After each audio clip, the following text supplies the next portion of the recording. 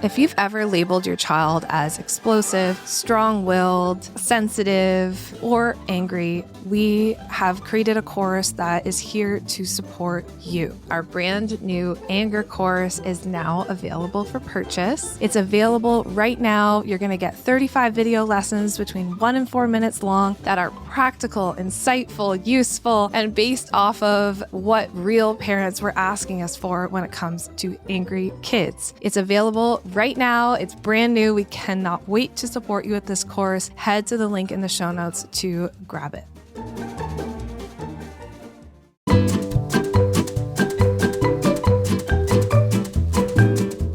Welcome to Robot Unicorn, hosted by my parents, Jess and Scott. I hope you enjoyed the episode.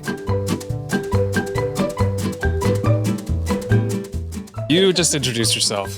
My name is Brooklyn Marx, psychotherapist, friend of Jess and Scott's. I work with families and individuals and kids with perinatal parenting, also disability support, and it's something I've always loved to do. I feel like when I met you, you wanted to do like a different type of counseling. Genetic counseling. That was my goal at the time. Yeah. Which is what? Can you explain what that is? Yeah, so it's basically supporting parents with understanding their genetics before they have kids or after they have kids, understanding diseases and any kind of dispositions that their kids might have. So like my parents, when I got diagnosed with my disability, went to a genetic counselor, had the testing done, kind of got diagnosed, and then they kind of worked with my parents through like what my disability was, what it might look like. And at that time I was already diagnosed. I was like 2 years old, so like it was already established, but they did like testing on my brother and like some other family. But a lot of people see genetic counselors prior to having kids if they know that they're a carrier for something, or they want to know kind of like options of what to look for and like different options, alternatives, stuff like that. So that was my intentional goal when I went to university. And it's a very competitive program. I think there's like 80 people per year in Canada that get accepted. After a couple of years, I was like, just not feeling realistic, not attainable. And I kind of shifted more to the psychology, social support rather than medical support. It was kind of where my interest ended up gearing towards through university. So would you say that's roughly what you're doing now? That's where I ended up. So it ended up being good. And I kind of started looking at programs. I was a few years behind Jess. So I kind of saw where she went with school. I kind of like geared accordingly. Yeah. Similar trajectory. And it ended up being where I wanted to be. I feel like it was one of the things we bonded over early on. Yeah. Right? So just some history on Brooklyn and I. I worked with you and for you for a time as a personal support worker. Yeah. But in doing that, we ended up just spending all of our time together every morning. And then I think for a while I was doing like almost all of my care. All of your care, your personal care.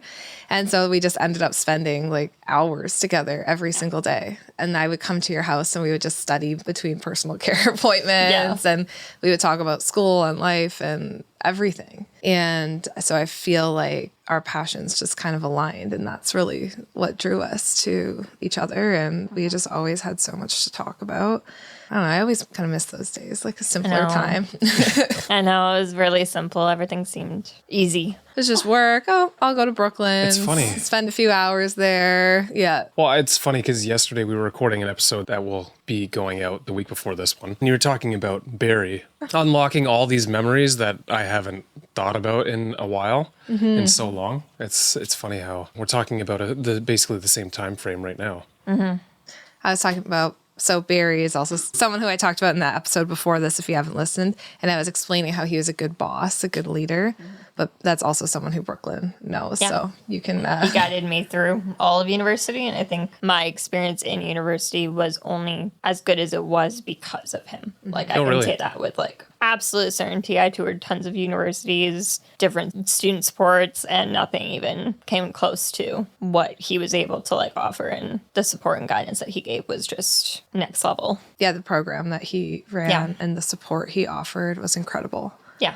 Yeah, we were talking about him yesterday, and I was just thinking about how incredible he was. And then I was like referring to leadership and parenting, and I was like, we need to be like Barry, essentially. Yeah. It's totally true. I could see that. Yeah. To go back to our history, so I worked with you, for you. We became really good friends. Then we just stayed really good friends forever, still are. And then when I was starting Our Mama Village Nope. with Scott. Before that. Jessica Grace blog. Oh, It was prior yeah, to even Our Mama wasn't Village. even Our Mama Village yet. Yeah. When we were starting Jessica Grace blog, I remember you came over to our apartment. We did a whiteboard of all the things that we wanted to talk about. We made a It plan was for Vlogmas. for Vlogmas. Oh, yeah. wow. That was. It was Yeah. like once, was it every day or something leading up to Christmas? Yeah, we were- did one blog every day leading up to like a month. Christmas for a month. I think your goal is to get like 2,000 people. Yeah, and our goal the first year was Grow the like, community. it would be amazing if we could grow a community of followers on Facebook, I think it was, to 2,000 people. And it ended up taking us a long time to get to 2,000 people in the community. But yeah, Brooklyn's been working with us since Jessica Grace blog days. And not even a lot of people know about Jessica Grace blog days. Yeah. And the Jessica Grace blog turned into Our Mama Village, which turned into Nurtured First. And you've been there every single step Yep. of the way. the whole It's been time. very cool to see it grow. Yeah. Well, and you've been part of it, right? Yeah. You've been a huge part of helping it grow. But And yeah. now you're on the podcast. And now you're And on now the I'm podcast. because apparently you guys have podcasts now. Yeah. What? Like, that's wild. So Brooke's been with us since day one on Our Mama Village and Jessica Grace blog and Nurtured First. So I feel like everyone should give you like a round of applause for dealing with Scott for that many How years. is this all of a sudden turned on me? I feel like that's unfair. Yeah. Gosh. That's why you get the round of applause. But I'll take it. Just because of having to deal Just with for me. you. Yeah. yeah. All years. That takes a certain type of personality for sure. But all that to say, we love you. I love you guys. Yeah. Thanks for being on. Yeah. Happy to be here. Yeah. And I mean, there's so much in between that. You've been there for us for all three kids being born, you know. Yeah. So before we get into like all of the advice, because today's topic, we want to talk to you about speaking to our kids about disability. And I feel like this conversation applies to a lot more than just about disability, but maybe you can explain. So you have what's called SMA or spinal muscular atrophy. Yep. Could you Nailed it. Wow. Good job. Thank you. Even doctors don't get it. Wow. Cheers to you. Could you explain what that means? So first of all, like what that actually is. Yeah. So I would say the closest for people to know, most people know what ALS is. And I would say it's the child version of that. You know, it's different in terms of genetics, but starts when you're young, typically, depends on what type you are. I'm type 2. So I started when I was 2, was when I got diagnosed. And it kind of just slowly, muscles deteriorate over time. So kind of similar to ALS, but a little bit more gradual. Again, depending on what type you are. It's a big spectrum. So mine symptoms started when I was like 18 months. And then my parents took a while to get diagnosed because it's technically rare. In my brain, it's not rare because it's very common. Because I know so many Yeah, people you know lots of Yeah. people that have that it. it's hard to conceptualize it being rare, but technically it's rare. Okay. So it was harder to get diagnosed. How long would you say it took your parents to figure it out when you were young? I mean, my mom knew something was wrong around 10 months. So it took over a year to get an actual diagnosis. We're from a small town. So that didn't help because they kind of just dismissed her. And my mom has some really good nursing friends that were pushing to really make it clear that, like, you need to be pushing for further investigation and looking into what might be going on. So I think she saw a few doctors in the area and then finally pushed to get referred to London, which is the bigger city. And it was diagnosed like immediately there because they were familiar with it. But our small town Yeah, right. was not. She had a lot of pushback from doctors saying it was like difference between a boy and a girl because I have an older brother. Just like first and your second, and like just different kids. But That was not it. And my your mom mom knew. knew. My mom knew. Yeah. Yeah, they knew immediately. So I feel like even that in itself is such a powerful thing to just say to parents. Like, if you feel something's wrong, push for it. I'm going to say that to parents. It's like no one is going to be as good of an advocate for your children as you will be. And no one's going to care as much about your children as you will. And so sometimes that means you say, no, I still feel like something's wrong, even if the doctor's like, oh, no, it's fine. So good for your mom for doing that, because that probably was hard to do. yeah, it was hard for her to push, but she had a really good village behind her, like pushing for like, you need to get it checked out. Like if there's something wrong and you feel like there's something wrong and there's clearly like there was physical symptoms, and she pushed for it and ended up getting what she needed to know at the time. It's changed a lot since then. Yeah, I bet. Yeah, I bet. 30 years is very different. Yeah, no kidding. Yeah, So, for sure. Yeah.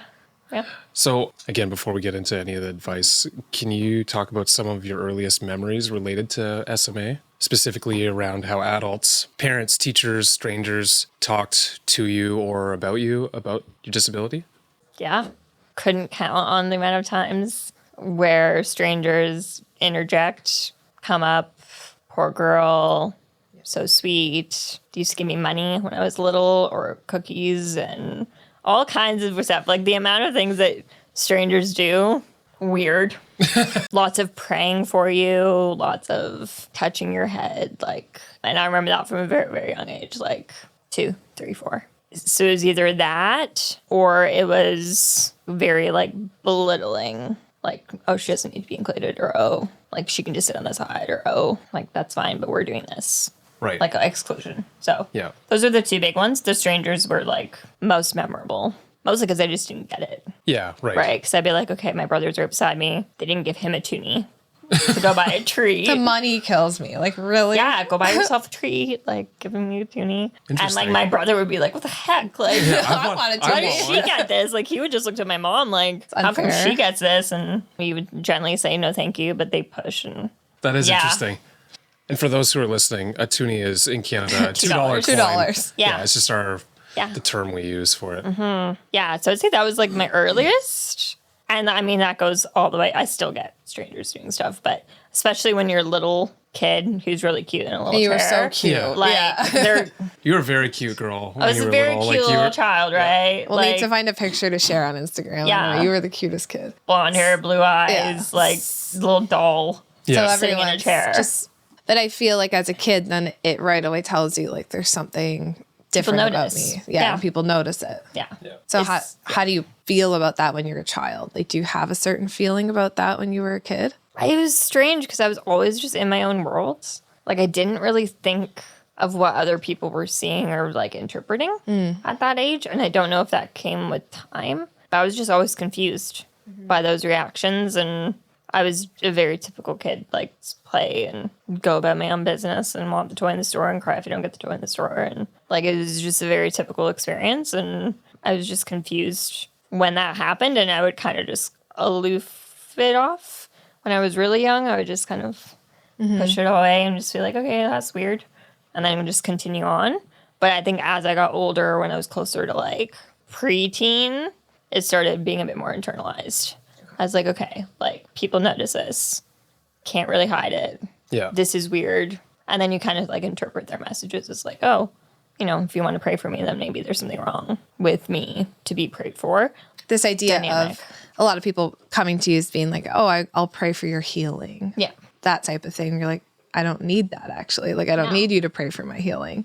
Yeah, and there isn't. And there isn't. Yeah. Right at that age, I'm there is no treatment. There's no way to stop it. Thank you for the intention, but it didn't really do much other than tell me that it needed to be fixed, which is a message that I don't think kids need when they're navigating that. No. Because there was nothing broken in my brain. I didn't feel broken until you're told that you're broken, and then it shifts. Yeah. You hear that often Repeatedly. enough. Yeah. Yeah. Yep. Yeah, and it changes as you go through, different teachers, different principals, behaving in certain ways. We had a really tough time in our school system where I was the only kid with a physical disability strictly in my school all the way from kindergarten to grade 12. So I was the only one that was in mainstream classes just with a physical disability, and that was a lot of pushback from teachers and principals making assumptions that I needed to be in different classes, special education, in the hallway. We had a lot of weird experiences, and my mom was an incredible advocate, and she fought for everything all the way through, but we had a very messy education experience, and I saw it all. Right. Because I'm, think people assume that children aren't listening and not paying attention, and they're just in the room. Yeah, right. But you hear everything. You see everything. Yep. Yeah. You soak it up, you internalize it, and then you get confused when you're okay, if you're saying one thing and then you're doing this, it's confusing. And I think I got that more and more as I got older. Totally. It's so sad to think, and because we've been talking about this too with the book and stuff like that, but you actually were fine with everything, right? You're I'm not broken. I'm good. Yeah. I'm okay. Yes, I have a disability, but it wasn't in your head an issue. No. Until other people started making that an issue. Yeah. And Until I learned that that was a narrative. Yeah. And then that becomes the story that you tell yourself. I am broken, I guess. I didn't think I was, but I guess I am. Do you remember a time when that kind of shifted more from like, yeah, I'm fine, I'm a normal kid, to like, feel like I'm broken. I want to say grade 5, 6, 7. That makes sense. That's the age. And you know exactly Yeah. why, right? That age for girls in general is hard. And I think that's when peers started changing the way they treated me. I started being able to understand what adults were saying more and making connections that all of a sudden, like, making these connections that are different than what I interpreted before. Right. Because I finally had that developmental ability to actually understand that information and make these different connections to what was going on, which we see a lot for that age, is you start understanding things a lot more differently. Yeah, and you're saying that as therapists, that's the age that you're seeing. That's that why in we're your like clients. nodding. Yeah. Because we see a lot of girls in our practice. Brooklyn also works with me at my therapy practice. But we see a lot of girls at our practice that are that age, grade 5, 6, 7, 8.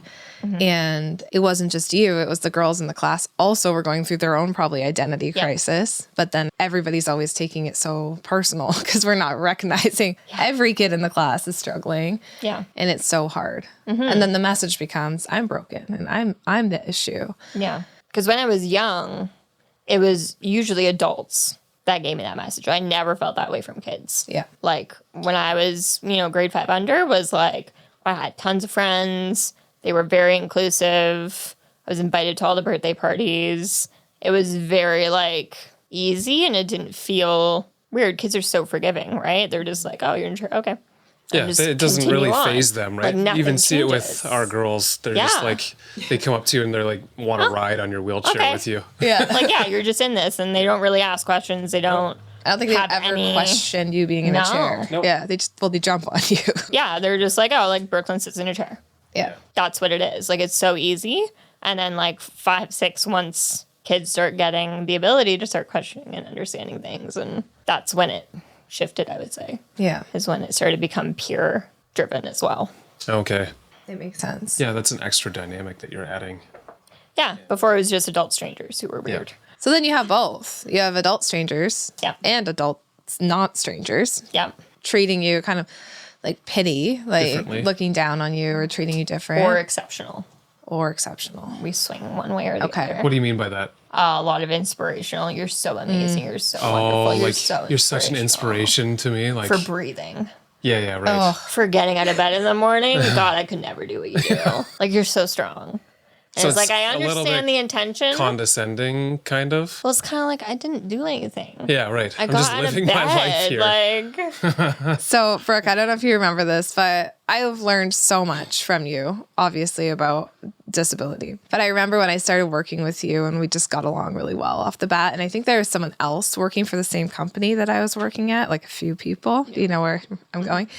And one of them really kind of babied you, like treated you like a baby. And I remember you starting to like rant to me the more comfortable we got with each other about this worker that you had that would be like, honey, and stuff like that. And then I remember one day she called you like an inspiration to her. And then I saw you after and you were like, I'm not an inspiration. What do I do? I just sit around and watch TV all day. Like, how is this inspiring? And I just always will remember that sticking out to me, right? Because I think so many people probably come to you and be like, you're an inspiration. And you're like, that actually is more offensive to me than you not saying anything. yeah. The intent is good. Yeah. The intent is pure. They want to recognize that I face challenges and I have to deal with them, but I have to deal with them. I'm not like choosing, like I didn't win a Nobel Prize. Yeah, Like I'm right. not like You're just living doing life. anything. I'm just existing. Yep. And I think when it's framed as inspirational solely because I'm living with a disability, that's when it's not okay. Because it's like if there's, when it's strangers especially that are like saying that, I'm like, I could be a horrible human. You don't know Like me. you don't know me Yeah. at all. And you're making this assumption solely because of the chair. And then they give you $5 and then they give me after they $5. Which what can that actually buy you? Yeah. Like, It's not going to fix your wheelchair. It's not going to fix your wheelchair. It's not going like to. that's not enough. Like Maybe it's $500. Oh, so it's different if it's like if it's $1,000 check or something. Yeah, okay. Okay, so I mean, I would still be annoyed, but I'd take it. Brooklyn will accept more than $5. I would Thank take God. it. Yeah. Yeah, Not gonna say I'm not no. an idiot. Like, I mean, to be fair, I would take it too. No, as Yeah. yeah. I'd be annoyed, but I would take it. Yeah, Yeah. right. Yeah. But I'll always remember that because I feel like that day, and it's just that I was young too, and like I just hadn't really thought of that. Yeah. But that day I feel like it just opened my eyes to be like, oh my goodness, all the things you must have to go through. And like you and like disabled people everywhere, you know, and working in the work that I've done, how many times have I seen people, even companies that work with people who are disabilities, who have like inspiration in the slogan, who like, I don't know if you want to speak to that, but I just feel like the language that is. The language is a bad one. Yeah. It's tough. It's tough. Yeah. I think just, first of all, I just want to note that like, I appreciate you letting me rant at you for days and days and days. Because I didn't have a lot of outlets at that time. Yeah. And I was still learning everything and I was still figuring that out. And I always felt safe to just like spew things at you. And I never felt like that was like going to be turned. There's always a fear of like it being interpreted in a wrong way of me saying that. And then people are like, oh, you're not grateful for a compliment or, you know, whatever. And it's like, no, like that, I needed that safe space to like rant. Yeah. And let that out and appreciate that you've always been that person that's like able to handle those rants. So that's really important to know. I mean, Jess is probably the safest person you could talk to. She really is. Yeah. You guys make me cry. You were always very safe for that. Maybe not which for I me. needed at that time. Yeah. Does it make you feel better if I say maybe not for me? I know. You're mean to me. I know I'm but- safe to you. I'm mean to you, but I'm safe to you. But no, Brooke, I think about those days and I just think about like really how young you were to like go to university, be on your own for the first time. And then I feel like when we started to get to know each other and spend so much time together, you were like processing all the things too for the first time, right? I think early 20s were like the most processing for me. So I feel like we were together for a lot of these years where you were processing a lot of the trauma and a lot of the comments that you experienced before moving away to university. Yeah. So I feel like that's why also you needed that safe space. And we had so many of those conversations because like it was all coming up for you for the first time. Or maybe not the first time, but like in a deeper way. The first time I was away from small town. That's an age where you understand adulthood a little bit more. And you understand that people are, just because they're adults doesn't mean that they know what they're doing. And I think that was like really the age for me where I started doing a lot of like my own therapy and like figuring out life. Like I literally remember you going to your first therapy appointment. Like I think I saw you that day. Like, you need to go. Like we're gonna go and do this. Like you were one of the ones that encouraged me to end up going. I didn't want to go. Yep. I remember encouraging you, be like, I think you should try and go to therapy. And like this was early on in our friendship. Second year for me. Yeah. And I remember you coming back from therapy with a rock. Do you remember that? I still have that rock. You still have the rock? I do. I still have that rock. That's special. I have a little like plate with all my little rocks I had a therapist named Sue. She was great.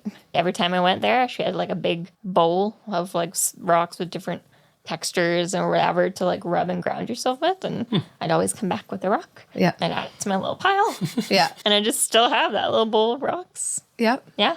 I can't let them go. I just remember They're you mine. coming back from the therapy session, like, look, Jess, I got a rock. And we were like, okay, that's a start. So cool. Yeah. But yeah, those kind of things, I don't know, it's just ingrained in your head. But it's been really cool to like watch you over the years, like go through that time when you felt really broken. And obviously it's not like this journey's ever over, right? When you're on a healing journey, it's always. But now seeing you like literally supporting kids who are going through some of the things that you used to go through, like it's pretty cool to see. Feels full circle. Yeah, really full circle. Yeah. Friends, we have exciting news. The Anger course is now available. This course was created for parents of kids who would be labeled as angry, strong-willed, sensitive, or explosive. It's meant for kids ages 3 to 9 years old. Inside the course, you're going to find 35 video lessons, all between 1 and 4 minutes long, really easy to digest, covering everything from your triggers, how you view anger, of course, your childhood experiences, to what anger is and why it presents the way it does, and how even sensitivity plays into it. And then you'll finish it off with some scenarios and really practical tools. The whole thing's only an hour and a half long because we know you're busy. We can't wait to support you. Head to the link in the show notes to grab the Anger course right now. So one of the big things that I think parents face or that is hard for them is using the correct terminology or language. So from your experience, both personally and as a psychotherapist, so professionally, why do you think so many well-intentioned parents freeze up or shy away when it comes to talking about disability with their kids or with even other kids like you when you were little? I'm sure there's a myriad reasons, but is it largely because there's the fear of saying the wrong thing? Or do you think there's deeper discomforts that are at play when it comes to parents dealing with disabilities? I think it's both.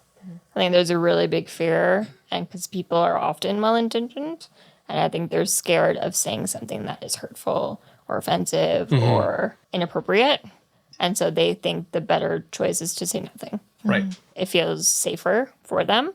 And I think it also comes from a place of not knowing, like not understanding. Because often I think when we don't know something, that's when we feel most worried about saying something wrong.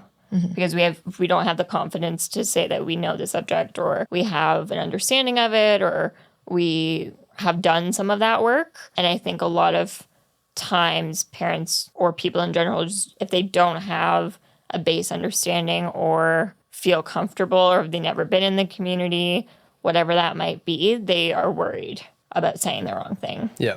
And will resort to not saying it. So I think for me, and that's a really hard thing for me to constantly kind of remind myself, the concept that someone's never encountered disability, I can't imagine that. Like, Right. It's so foreign to me that is something that a lot of people have never actually encountered. And that to me is just like mind-blowing. And so I think I always have to remind myself that like there are some people that have had zero experience with disability for, again, many, many, many reasons why that's the case. But it becomes this thing that is scary for them too. So Jess and I were talking just before in preparation for this with you. And I was like, I don't even know if I know the right terminology.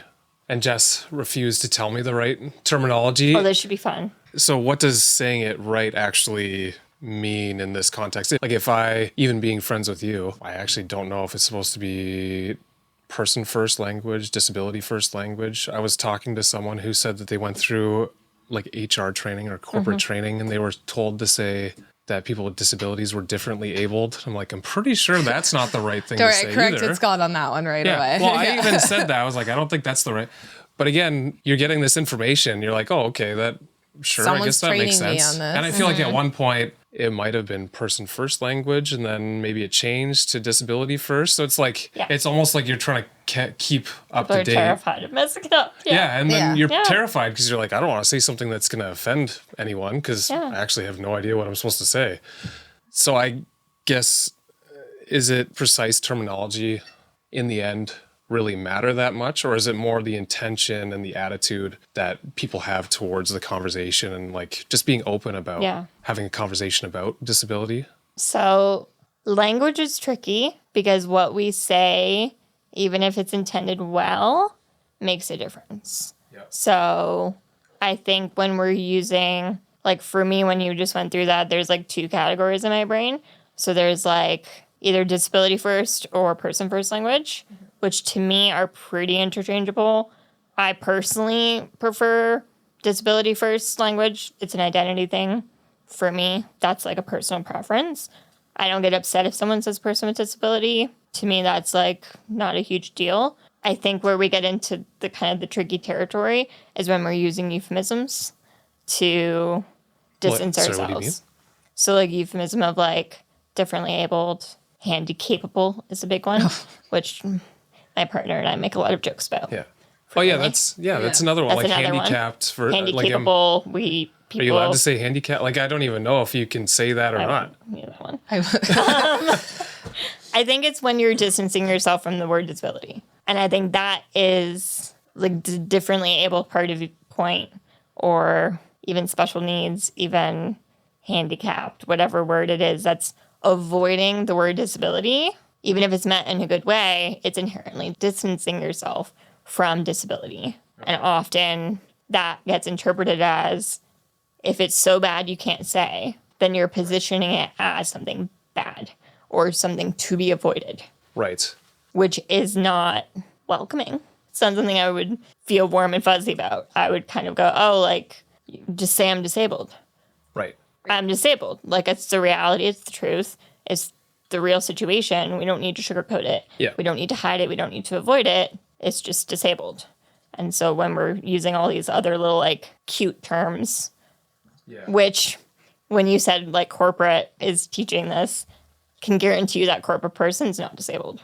Yeah, Oh, right. 100%. Or It's in the just community someone whatsoever. Someone in their HR. That was the first thing I said when I heard So that. you need to be listening to people. And I always just say ask. Like if you're really Right. unsure, Ask. first of all, That won't be offensive ask. to No. like to even ask. No, I think it's actually considerate personally. Where I'm like, oh, like you actually know that this can be an icky situation for people. And you're going, oh, I'm just going to ask. Yeah, because like you're Like, that to me is mentioning considerate. all the different terms. There's a million. Yeah, and like the thing is, in my mind, it's like handicapped, disabled. They all, I get what they mean. So then in my mind, it's more like, I don't even know which, I guess disabled is the right term. There's nothing wrong with But- the word disabled. Right. And I don't think if, let's say, I were to say, not that I necessarily would, but if I were to say those terms, I would say it with the exact same attitude and intention, because it's literally just the fact that I have no idea that saying that is, I don't know, somehow distancing yourself from disabled, which in my mind, like the way I learned it, they're sort of interchangeable. See, the thing is, you're both professionals, so then you understand maybe a lot more about this, but I'm just saying from someone who has no professional training in anything related to psychology or any of it, like to me, they kind of all have the same meaning. So then I can imagine other parents will feel the same, where it's like, I actually mean the exact same thing. It's just, I said the wrong term. And so I feel like there's like two things. So there's one thing if you, and correct me if I'm wrong, but if your intention is good, right? And you're like, I want to say the right thing. And like, you're asking questions, right? And now you know Brooklyn prefers disability first language, which like as an example, when you write your bio as a therapist, you would call yourself like a disabled therapist. That's what I say. Yes. Yeah. So that's what disability first language is. We're putting the disability first, right? Yep. So now that you know that, you wouldn't go ahead and say differently abled. No, right, of course. Right. And so I think that's the main difference. Is like some people just, they don't know what they don't know. They've been trained a different way. That's not really their fault. Yep. But if they learn it, then I think the onus would be on them to use the correct language. Right. And then I would also say that if you're someone who's teaching this, you need to be talking to people who are actually disabled before you're teaching it, and make sure that the information that you are sharing is accurate. Oh, you're like saying in terms of like HR. Yeah. That, Because I think a big issue is we have a whole bunch of people teaching accessibility trainings in companies, like exactly what you were saying, who've never actually spoken to a disabled person or like got their Or insights. have a very limited yes. group of people that they've talked to. Typically, not to make assumptions, white men who are paraplegic. That is like the like. Okay. kind of the go-to. If you Google disabled person, that's like the like framework that people go off of. So can I Yeah. just, not necessarily that it's right, but in defense of like the company, in this case, it's a big company, so there's less excuse. But let's say for our company, we had you go over our policy, but if you didn't work for us and we didn't know you, I feel like we'd just be like, okay, the lawyer sent this is what we have to use. And that's the language that we would use. And I think you had some things that you said maybe alter this and change that, and it made more sense.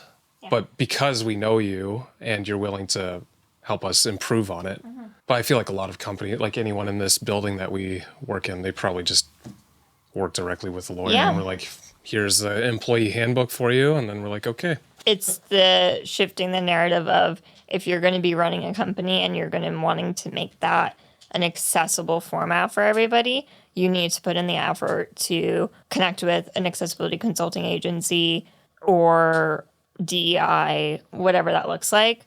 You have to put in that effort as a company. Right. And if you don't, you could still survive technically, but I think you're going to be facing a lot of challenges of inaccessibility or not being as good as you could be if you put in that effort. That's what I was just saying is like I would hold different people maybe to different standards. So like for a therapist, I hold them to a high standard. Yeah. Because you're a therapist. So in my opinion, you should be held to a very high standard. Yeah, of course. And you should know the most that you can, right? And like a company, if you're training a whole bunch of people, I would hold you to a higher standard too. Yeah, this is a company of like 500 or 600 employees, Yeah, right? you should, you should do your research and have stuff And ready. And it's available. I think that's the big thing is that we're living in a time where everything is available online. It's very accessible to go online, find an accessibility consultant, and deal with that. I think I even took a training though, and I'm pretty sure the training that I took, I don't know if you would have agreed with some of the things that they had. Was it AODA? No. So that's the thing. It's like this is a professional organization that focuses on that, and they are maybe not even doing it. So that brings me back to parents.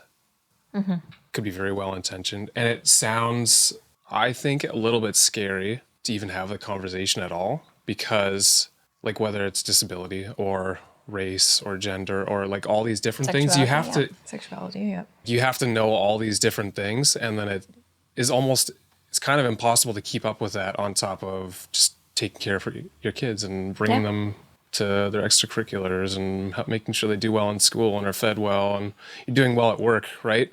That's where I feel like it's important to have for us to have a conversation about like, how do you as a parent have a meaningful conversation with your children about things like disability and not shy away from it, even if it's not something you understand at all. I would start with parent first. So I would say, as a person, I hope that most people in my ideal world, magical ideal world. Yeah. First of all, our system would be set up so that you encounter disability more and that these are conversations that you have, right? If you have a parent with or your teacher is disabled, or someone at a grocery store is disabled, or daycare workers, like any just more people in the community doing more things. And there's a million reasons why that's not set up the way it is. Unemployment, subsidy, all kinds of things. And I'm not even going to get into that because that's like... Well, we've dealt with that with you even working hours. for us. It's Yeah, it would be a day's conversation. Yeah. it was almost challenging to even be able to pay you, because if we did, then all of a sudden benefits go and we're losing this, screws you losing up, that, and then it's like they don't really make it that easy for you. Yeah, and I'm someone in a very privileged point of view. Yeah. Right. Yeah. I'm white. I have a family that's very supportive. I have all these things that are working in my favor, and it's still incredibly challenging. So I'm not even going to touch that because that's just like... That would be a whole other conversation for us to have. Yeah, but I think we have to recognize that it's there first. Absolutely. But I think in my ideal world, people would also put in the effort to do that work in general. Read stories about and from disabled people. Follow accounts, disabled people. Have their kids have books and stories and all these things that are from a disability affirming perspective in their space. But I think in order to have those conversations with your kids, you need to brush up on your own knowledge of that. So I think a lot, even for example, the one conversation that you guys had around periods, you're uncomfortable handling the girls when they come to that age and all these things. And the main reason for that is that you don't know. Yeah. You don't know what you don't know. And so the best way to feel more competent in talking to them about that is by focusing on your own education and brushing up on what you need to know to be able to support them. Right. And I think the same applies for disability. We all have inherent biases. We all have inherent stereotypes and stigmas. And the best way to kind of be able to approach a conversation with our kids without that interfering is to work on that in addition. Yeah. And then come to the kids to be able to offer them a similar understanding so that they don't need that when they're like 30. Yes. Right? Because they had it all growing up, which I wish everyone had. But the reality is that that's not what the world is set up for right now.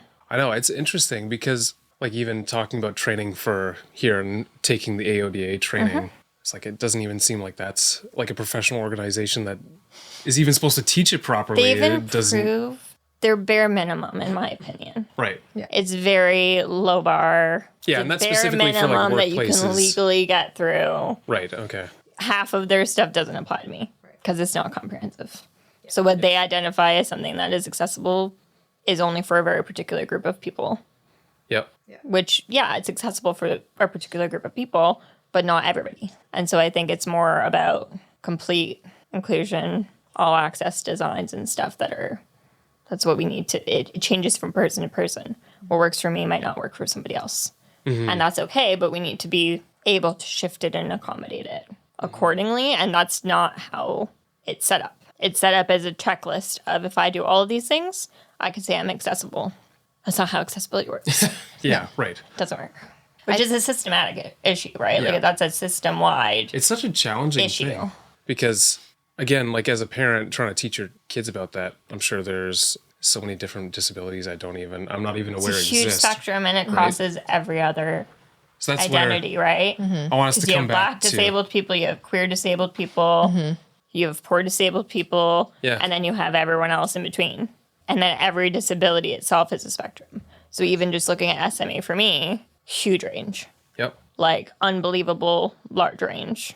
It's complicated. Just to add a piece in to just kind of blend all of this with everything else that we teach at Nurtured First. Yeah. I think it's just helpful for parents. Just remember this, like every person wants to be known and seen and heard and understood. Yeah. And I think if you have that always in your head and you're approaching any conversation, anything you have from that angle, right? Like that is why you prefer the term disabled therapist, right? Because it's like, see my disability, acknowledge it, know it, understand that it's there, and then you see me. Right? I remember us having those conversations. It's like, if you don't see my disability, you just call me differently abled, and we like skip over the fact that I'm disabled. You don't see me. You don't know me. You don't hear me. You don't get me. Yeah. So I think that's like at the really root of any of the language things. It's like, what if your intention is to deeply know and see and understand someone? I think then you can ask someone the question, how do you prefer I talk to you? Or how do you prefer do you prefer me say disabled this? Or do you prefer me say person with disability? But then the person on the receiving end feels known and seen. And I think that's all really we're looking for, right? Which Yeah, I think we have a post from that was Years ago. Yeah. But I think it was with our Mama Village because I remember calling you on a walk. I was going down the street and there was a company car. I know exactly who you're talking about. Yeah. And it had this slogan, see the person, not the disability. Yeah. And I called Jess fuming because I was so mad. Because it was like, you don't see the person if you don't see the disability. My disability has impacted every single part of my life. And if you pretend it's not there, you don't even know who I am. Right. Like it's so, That but seems it's meant like the same as this positive thing. That's like the same as saying I don't see color. Yeah. It's the same thing. It's I don't see exact same color. It's like you concept. obviously do. So why? And this why is an even say agency that supports disabled adults, right? Yes. Yeah. So they have that on the side of their What? van. And Brooklyn and I are just like, That's I just get really ramped up yeah. about it because I've heard that so many times. This phrase is a compliment. And it's not the compliment people think it is. And I just think like if we can pass that like it's a simple message to pass along to parents, right? But like help your kids see disability. Yeah. Help them be curious exists. about it. Let So, like- them know it exists. Yeah. Expose them to it in magazines. What am I? magazines. Like, Who are you? all right, guys. Whew. That dates me. Books and videos, and specifically seek out books written by disabled authors. You're on Instagram. Follow disabled people on Instagram, right? Yeah. And if you have questions, look it up together Yeah. too. I don't see anything wrong if they're like, oh, what is this cane? Why do they use this particular cane? Be like, you know what? It's a great question. Let's look it up. Let's take a look. Let's see what's going on. We look it up online, find a couple people talking about it. You can learn with your kids. Yeah. That's okay. Yeah. And I think if you have the posture of like, we just want to understand, we want to be curious, and we want to help the people in our life who are disabled feel seen and known. I think that's all we're really asking. And again, you can tell me I'm wrong here, but if we have that posture of curiosity, I think that's what you missed in your childhood, right? Like Absolutely. people weren't asking you. They're having conversations above you and on the other side of a door where you could hear. Yeah. Right? Like no one was seeing you. And I feel like that's why that language is so triggering. Absolutely. So for the parents listening right now, what you would say the absolute first simplest step a parent listening can take to open the door to conversation with their kids about this, even if they feel completely unqualified to have the discussion? Get qualified is what I want to say. I know Yeah. that's not tangible That's for okay. everybody, but small steps even for there. Follow an account, read a book, Yeah. podcast, whatever you want to do. But I think having kids be exposed would be my next. Yeah, don't thing. keep them away from. No, have books with multiple kids in it. Some able-bodied, some disabled, different sexualities, different races, like just diverse characters, stories, TV shows, same thing. Have these conversations from that, like use that as a spark to have those conversations. I think if kids are exposed to it, they understand it. It's not this elephant in the room that they have never seen a wheelchair before, you know? Show them different kinds of wheelchairs, like show them give opportunities for them to see these things. Yeah. I think that would be my first tangible tool to starting those conversations while simultaneously doing your own work. Yeah. And I know that's something that isn't easy to do, but I think that's the real answer. Right. Which is that you kind of have to do your own work to be able to have those conversations. Yeah. If you want them to be effective. It kind of comes from that. Right. Yep. And when you say your own work, like, can you give an example of what that would look like? Yeah, I would turn inward about what you know about disability, stories that you've heard, what your understanding is, where your biases might be. And then I would focus on hearing from disabled people of all kinds, like listening, following stories, whatever it is, just to get that exposure so you can actually explore those things and then listen to them. If they say this is wrong, be like, okay, like for that particular person, this is wrong. What might that mean for other people? And how could I make sure that they feel supported? And the more you hear from people, I think the more you understand it. And that just comes from exposure. But our society is very limited exposure. And it's getting better, but like for a lot of people, they've never encountered anyone with a disability. And so you have to seek it out, unfortunately. Yeah. Well, it's almost like I think about being on social media, you're just like inundated with so much information too about everything. So it's an additional challenge to Absolutely. again see content from disabled people and at the same time learn about everything else. And like we have an election in Canada and making sure you're educated on that. But there's some really great politicians that are disabled. Hear what they have to say. See, I didn't even know that. They're there. We're there. We're there. And we're not necessarily on the front page. Right. But we're there. And I think you just have to put in that little bit of extra searching to find them and hear from them. So we were talking about it not being the elephant in the room. Yeah. To be honest, I feel like kids are often more blunt though, and like we'll just state which is my favorite thing in the world, right? Like I love that. Our girls will immediately say, "Brooklyn, you're in a chair," and like they will just state what is obvious to everyone, right? Yeah. They're not blind to it. So how can parents handle these moments with their kids? Because I feel like some parents again will feel kind of awkward about it. Like it doesn't bother. I wouldn't say it bothers us. Because that's just how kids are. They notice literally everything. Are you talking about like public? Yeah, just being out encounters? in public and like seeing maybe someone with like not the crutches, I guess crutches Canes, with cerebral palsy, like because we've seen that before. How do you have a constructive conversation with your child when they maybe call something out? If I'm in public, let's say with my kid, and then they see you in a chair, the kid, and then they go, "Mommy, why is that person in a chair?" And they're like pointing, and obviously you hear. I'm sure this happens to you all the time.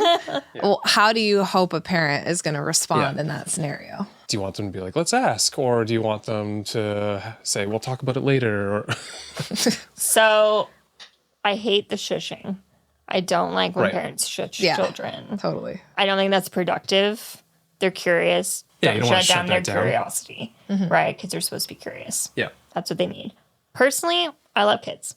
So it's my favorite thing in the world when kids come up to me in public and ask me questions because they're absurd questions. Yeah. First of all, like they're hilarious. Can you give an example? How do you get in bed? Oh, yeah.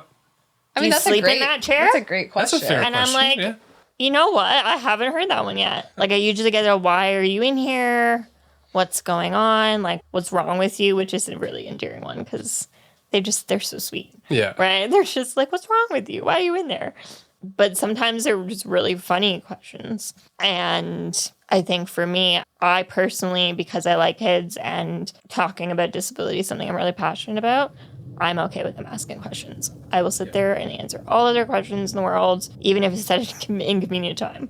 I think when a parent is in that situation, they're often embarrassed by what's going on, and they want to shut it down as fast as possible. Yeah. Because it's uncomfortable. So they will either shush and like take their kids away. No, we don't do that. We don't point. We don't ask questions. Right.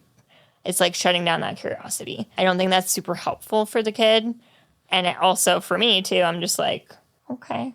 Like, Yeah. I'm happy to talk to them. Like, like, is it so taboo that I'm taboo to talk to you? Like, is this kind of an internal issue there? And I always think it's like sometimes parents respond as if like you don't realize that you're in a wheelchair. Yeah. Like, don't remind her. Don't remind me I'm disabled. You know what I mean? Yeah, that's what it feels like. Yeah. Yeah, fair. And so I would say avoid shutting it down because you need to be curious. Yeah.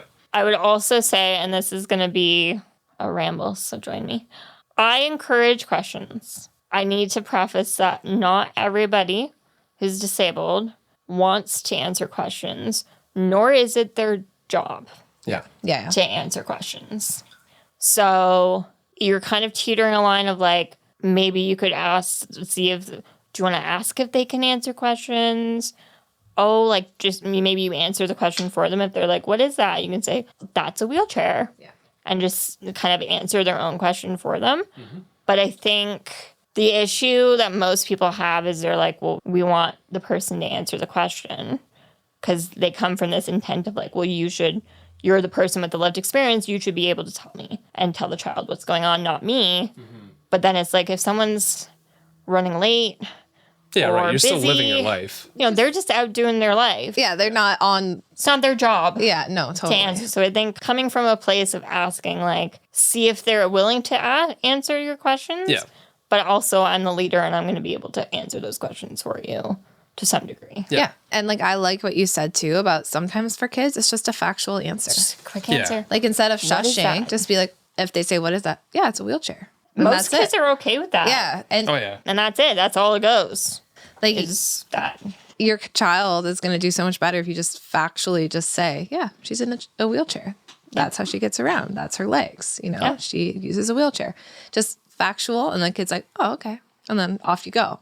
But if you shush it, now all of a sudden you've made it this thing, right? Like now I can't say it. Now, oh, there's something there. And like this is where our biases and stigmas kind of form from. And for me, I always, in those situations, because I know how hard it is for parents, I myself will often interject and just be like, hi, like I'll wave at the kid. And if they like engage, it'll be like, do you have any questions? Like, have you seen this? Do you like the chair? Like, whatever it is. And that kind of, I can see sometimes parents just go, oh, thank God. Yeah. Like, they have this immediate, like, oh, relax now. Like, we don't have to worry about it. But not everybody wants to do that or has to. Yeah. Yeah. Right. So- That's your choice to do It's my that. choice to do that. But I would say definitely not everybody feels the same way. And that's okay Yeah. too. You And can I kind feel of like you gauge can it. gauge it. Yeah. Totally. You can read them, see if they're going to engage. Yeah. You can usually gauge if they are interested in having that conversation or not. Yeah. I think that makes sense. Looking back at your own childhood and journey, what's one conversation about disability you wish an adult had started with you or handled differently? I'm sure there's a bunch, but Oh my gosh, that's a hard one. It's weird. I don't remember a lot of conversations about disability, which I think is interesting because you would assume that those would be like the hot spot in my memory. do you think it was just your life though? So it's there just were kind of so all many conversations. morphs together. Like, It just was a repetitive conversation. It wasn't like a one Yeah, time right. sit down. It was very gradual. My parents, I think, did a really good job navigating that. I do remember when I was probably 7 or 8 when religion entered the picture. And I remember having a conversation with my parents of like, I think I was upset in my room and I was just like, I don't understand. Like, if God's supposed to be helping everyone, like, Yeah. why is this so unfair? And my parents, I love that they were just honest and they're like, we don't know. Like, we do not know. We have no answer for you, but we're here. We'll help with whatever we need. But they were never in like a fix it mode, yeah. which I think was really something I needed as a kid. And I think a lot of people don't get that, which is unfortunate because I think that's like the power, which is something you talk about constantly on Nurtured First, just being that leader and being the person that your kids come to. You might not be able to fix the problem or the situation or the feelings, but you can be with them Yeah. throughout it. You're that safe presence for Yeah. them. Yep. I remember the first time even meeting your mom. She's just like in the room, right? Like she's your safety net, right? She did a lot. And I don't think I really understand until even now fully how much effort she put in, especially with like the school board and the medical stuff, like the amount of advocacy that she had to do that I saw, and then all the stuff I didn't see. Really hard for me to like really understand how much that tired her out and just how much energy that caused her. Yeah, it's probably just now that you're like the age that she would have been, right? When she was having you and everything. It's like you start to see things from a different lens the older you get. Yeah, for sure. Which makes sense. Yeah. It's been an interesting understanding. Because I don't think I understood, because you're experiencing it as a kid. And I know you've had this conversation a lot, Scott, with like your own childhood and then seeing the girls at certain ages and going, wait, this happened to me when I was their age. Yep. And it's a weird conceptualization because when you're a kid, you just experience it. But now as an adult, I'm like, oh, you know, I was 6 when this happened, or oh, I was 8 when this happened. And I understand how hard that must have been. And I can understand that differently than when I was in it. Because when I was in it, I was just going through it. Like it didn't. Right. And your brain was probably not able to, wasn't developed enough to comprehend everything that was happening at that point either. But now as an adult.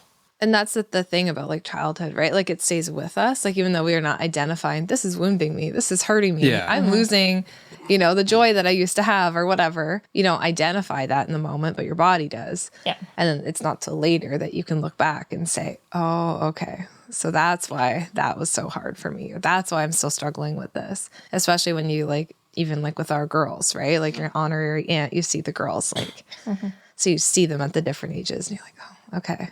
Yeah, it does make it more real for sure. It gives it like a bit of more conceptualizing. Yeah, there's additional context that also all of a sudden builds in your mind about your own life. Yeah. And I feel like my 20s was like surviving and like kind of healing. Like, and now I feel like in my 30s, all of my therapy has been like going back to childhood and figuring that out more in depth, not just like surface level surviving, but like digging into the nitty-gritties. Yeah, I think that makes sense. I mean, in your 20s, you're finally like, you're moving surviving, out, you're on your own, right? You're all of a sudden trying to become an adult after you were literally just a kid. And It's now logistical. You're, It is. And once really you're in your is. 30s, you've had like, let's say roughly a decade of experience of being an adult on your own, doing your own stuff. And then it gives you that time to start reflecting on. That was the hardest part of my like hitting the 30s for me too. Is like I thought I had done a lot of deeper work. Yeah, me too. And I was like, yeah, I got it. Like I feel like I figured a lot of this stuff out. But then it was just like, nope, you still got lots to figure out. Just kidding. If parents listening could change just one thing, just start with one thing about how they approach discussing disability with their kids, what would you want that one initial change to be? I don't even know how to phrase that, but try to keep disability neutral. It's not good or bad, it just is. Yeah. And I think that's something that is hard to do, but I think just keeping it very factual and very simple with your kids. Yeah. It doesn't need to be a complex thing. It doesn't need to be a big, big ordeal. It can just be very simple. And you can just point things out without having like a certain spin on it. I think just keeping things factual would be helpful. So like wheelchairs are for this. Some people can't see, whatever it is. Yeah. Some people use a cochlear implant, like whatever that conversation is. Just naming it as like no different than like this person wears glasses. Yeah. Like it's a tool. It's fine. It doesn't have to be a big conversation, or it doesn't have to say, oh, like they must struggle to do this and they must struggle to like. Yeah. Right. Don't overcomplicate it. Don't overcomplicate it. Yeah. To be honest, all of that to me sounds very condescending if you add anything more than just the factual information. Yeah. They just, this is the situation, this is the way it is.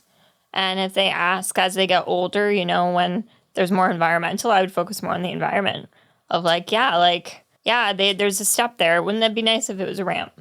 Shouldn't they make more ramps? They should totally make more ramps. Like, oh, this door doesn't have a button. That might be tricky for someone. And I think that's like the entrance to our building here. Yep. Yeah.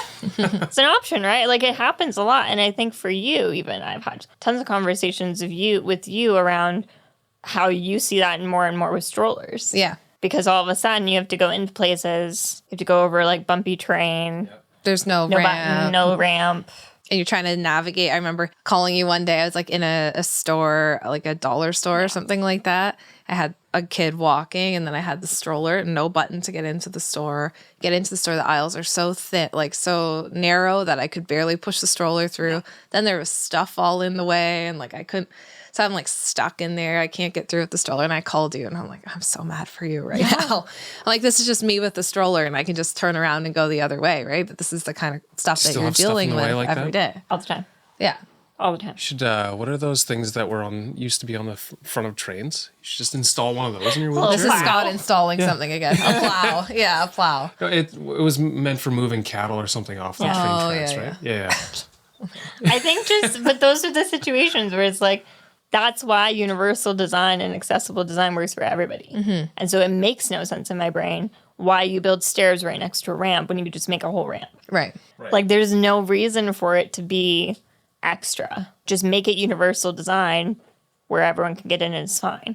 Even logically it doesn't work. Yeah. Yeah.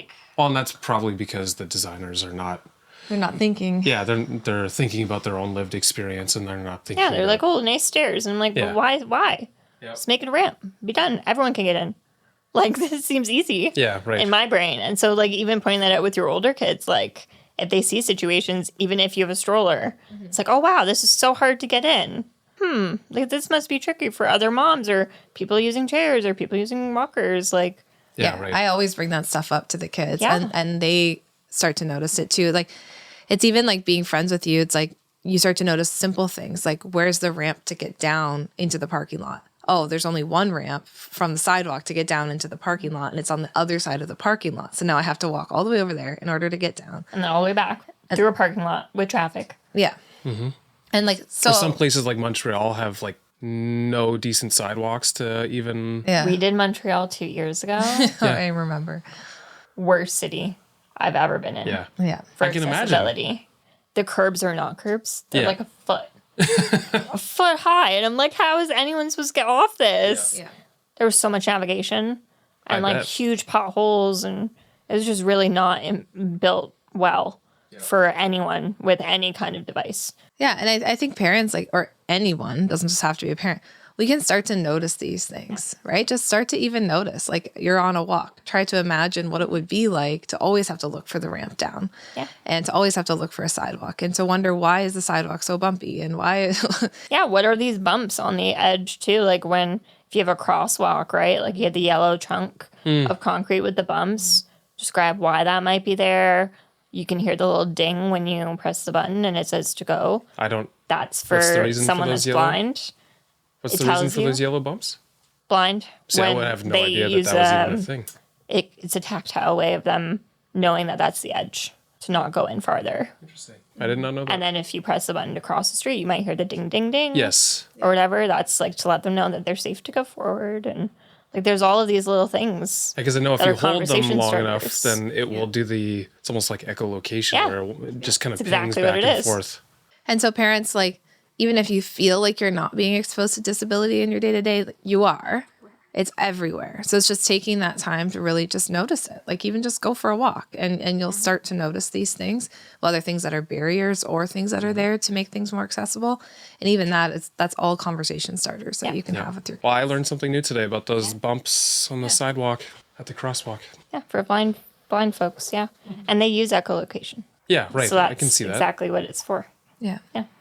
What is the biggest misconception about disability that you believe fuels parental anxiety around these conversations? Also, we're going to be mad if you ask the wrong question. Yeah. Or that we're unhappy and miserable. Because we asked the conversation or just in general? Just in general. Yeah. Okay. I think there's a huge misconception that disabled people are grumpy and mean and miserable because their lives are terrible and they're horrible. And if they're grumpy, maybe it's just because they're being condescended to. Yeah. And that the world isn't built for them. Yeah. And they kind of have a right to be upset about it. And then that's not them being ungrateful for any tiny little morsel of accessibility. Right. Yeah. That they shouldn't, it's hard. Yeah, you don't want to be miserable, but also like the world's really hard and the world's not built for you. Mm-hmm. And so how do you get through and not be frustrated? Yeah. It's going to be there. And not everybody has the tools or the access to understanding how to handle those emotions. Yeah. Mm-hmm. It's not easy. That would be one of my biggest ones. Yeah. I think that's fair. Okay. Makes sense. finally, what is the most important thing that we haven't asked you about? So if there's something else, what is something that we've been missing in this conversation that we haven't asked about? I would say, so I think in terms of disability, the majority of the conversation is surrounding how to talk to able-bodied kids about disability. There are disabled kids that need conversations about disability, and there are disabled parents who need conversations about disability. Yeah. That don't exist. There's not a lot of support or understanding of how to help disabled parents and disabled kids. It's often focused on a non-disabled lens of how to approach this conversation. And I think there needs to be more conversation around the actual experience for kids and parents in general, right? Like we've been talking about accessibility and stuff. What about an accessible playground where a parent can't take their kid because the parent's disabled? Oh, What does yes. that look like? Right. There's a lot of different perspectives, and I think they're all important perspectives. But I think just making that a conversation as well, just to note for people that there's also a lot of kids that need these conversations just as much. And a lot of parents also need these conversations in the same way. Absolutely. Yeah. And even, our conversation today, right? We focus on one piece of it. Yeah. We didn't get to those other And there's pieces, a million. right? There's no way Yeah. you There's can. so many pieces we could get to. Yeah. Right? Like there's a few things we're like, oh, that's a whole other conversation. And this is another one and we should have you back and we should be talking about that too. But if there is a disabled parent listening or a parent of a disabled child listening, is there any message or I think some of the things that we've covered today are really applicable, but is there any message that you would want to send to them? Just that there's a lot of other people dealing with the same struggle, that they're not alone. Because I think it's a very isolating experience. And I say that from a point of view where I grew up with no other people with disabilities really until my late teens did I actually have a lot of interaction. And that's only when I started really developing an identity, developing a self-understanding of my experience and figuring out how that integrated. I would say prior to that, it was a very exceptional circumstance of it was this thing that was here, but it wasn't an integral part of who I was at that age. I feel like that started once I started understanding other people, having community, learning more about literature and disability justice and all kinds of things. That's when I really started to flourish. Yep. And I think people need that. They need that community and they need that understanding. Yeah, that makes sense. And I think for parents too who have disabilities or for parents of disabled kids, there are great communities out there. Incredible community. I've seen that for you, as you've gotten more connected to your communities, it's really cool to see. And that sense of everything we talk about, belonging, being seen, community. And so that's something that practically they could do too, is to seek that out. Absolutely. And I think that's something that's a beautiful part of the internet. Yep. Yeah, there's good and bad, but there is good. Yeah. We look, even my mom, 30 years ago, my parents, when they got diagnosed, they were handed a pamphlet. Here you go. Here's a Here pamphlet. you go. They probably Here's a did not have pamphlet internet at of that time. one contact of who you could possibly talk to, and good luck. Whereas now, there's groups, there's community support, there's Zoom, there's conferences, there's all of these things where you can connect with people with similar lived experience that even now I talk to my parents, they wish they had access to that. They wish that they were able to see this whole other possible future, which was not presented to them at the time. Yep. It didn't exist. It was phone calls with someone 4 hours away with kids at different ages and different stages and all of these things. It wasn't as helpful. My parents felt like they had to go through a lot of it themselves. And I feel like thankfully that's not the reality as much anymore because there's so much connection online. I think that's been a really beautiful benefit of the internet. Most of my friends are states and Canada wide, they're all over, but you can talk to them any minute of any day. And you can say, that's hey, pretty are cool. you going Understood. through this too? Yeah. This happened Even to me. last week, my wheelchair broke. I had so many people messaging me hey, I saw this happening. Oh my God, mine did this last week. It's just a lot more comforting, connecting. There's solidarity in the community that just never existed when I was younger. I I feel like it must be easier then to also advocate for change, because then you're not dealing with anything in isolation, or Yeah. not as much. There's a lot more avenues to protest and to get creative about things. I think disabled people are probably one of the most creative groups of people I've ever met. And there's good reason for that. They've had to solve a lot of problems Yep. with limited or certain resources that are not technically traditional, and they have to figure out how to make that work. And so I think that comes from an advocacy point of view as well, Right. where you can get creative and figure out other ways of getting stuff done, which is great. Yeah, definitely a powerful part of the internet. Yeah. Yeah, so there is good out there Beautiful. still. There is good. I know it's a scary place otherwise, but Yeah. it's good. Nice. Well, thanks, Brooke. Yeah. Thanks I'm for so being glad you honest came with today. us. Happy to be here. Answering all Could of our talk about it questions. forever. So Yeah. That's true. We have. And we'll have you back, and we'll talk about one of the other pieces we didn't get to today. But yeah, for sure. thank you. Hey friends, thank you so much for listening to today's episode. We are glad that you are here. If you enjoyed today's episode and found it interesting, we'd really appreciate it if you'd leave a rating and a review. Scott and I actually sit down together and read them all. A 5-star rating helps us share our podcast and get these important messages out there. Thank you so much for listening, and we can't wait to talk to you again next time.